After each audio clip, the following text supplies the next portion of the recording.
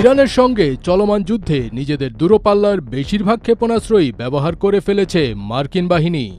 অন্যদিকে নিজেদের অস্ত্রের মজুত দ্বিগুণ করে নিয়েছে তেহরান, এমনটি জানিয়েছে বেশ কিছু আন্তর্জাতিক গণমাধ্যম। মার্কিন সেনাবাহিনী ইরানের সাথে 5 মাসব্যাপী যুদ্ধের সময় তাদের বিশ্বব্যাপী মজুত থাকা অত্যন্ত নির্ভুল দূরপাল্লার ক্ষেপণাস্ত্রের বেশিরভাগই ব্যবহার করে ফেলেছে, যা ভবিষ্যতের সংঘাতের জন্য সামরিক বাহিনীর প্রস্তুতি নিয়ে উদ্বেগ বাড়িয়েছে।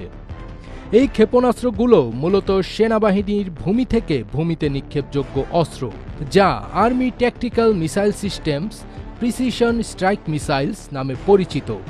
দুটি সূত্রের মতে যুক্তরাষ্ট্র এই অস্ত্রগুলোর কার্যত সবগুলোই ব্যবহার করে ফেলেছে। এই দূরপাল্লার যুদ্ধাস্ত্রগুলোর প্রতিটির দাম $10 লাখ বেশি এবং এগুলো সামরিক বাহিনীর অস্ত্রাগারের একটি গুরুত্বপূর্ণ অংশ, যা নিরাপদ দূরত্ব থেকে নির্ভুল আঘাত হানতে সক্ষম।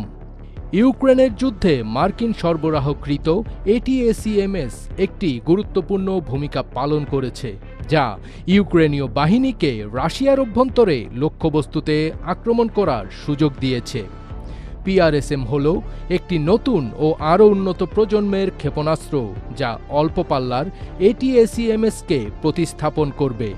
সঠিক ও দূরপাল্লার ক্ষেপণাস্ত্রের এই নাটকীয় ঘাটতির অর্থ হল মার্কিন প্রেসিডেন্ট ডোনাল্ড ট্রাম্প যদি ইরানের ওপর বড় আকারের হামলা পুনরায় শুরু করেন, তবে তাকে হয়তো আরও ঝুঁকিপূর্ণ চালক পরিচালিত বোমা হামলার ওপর বেশি নির্ভর করতে হবে।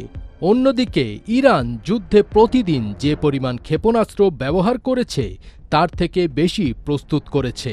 এছাড়া তাদের ড্রোন উৎপাদনও এখন পূর্ণমাত্রায় শুরু হয়েছে এবং যুদ্ধ চলাকালীন তাদের যে সামান্য ড্রোন ঘাটতি দেখা দিয়েছিল তা এখন সম্পূর্ণ নিরসন হয়েছে এবং তারা আগের তুলনায় আরও অনেক বেশি ক্ষেপণাস্ত্র ও ড্রোন প্রস্তুত করে রেখেছে, যার ফলে চলমান যুদ্ধে যুক্তরাষ্ট্রের চেয়ে অনেকখানি এগিয়ে রয়েছে মধ্যপ্রাচ্যের সিংহখ্যাত দেশ ইরান। অন্যদিকে যুদ্ধ দীর্ঘায়িত হওয়ায় বিষয়টি সম্পর্কে অবগত 3 জন ব্যক্তি উদ্বেগ প্রকাশ করেছেন যে ক্ষেপণাস্ত্র সরবরাহ কমে যাওয়ায় রাশিয়া ও চীনসহ প্রতিপক্ষদের প্রতিরোধ করার ক্ষেত্রে যুক্তরাষ্ট্রের সক্ষমতা সীমিত হয়ে যেতে পারে।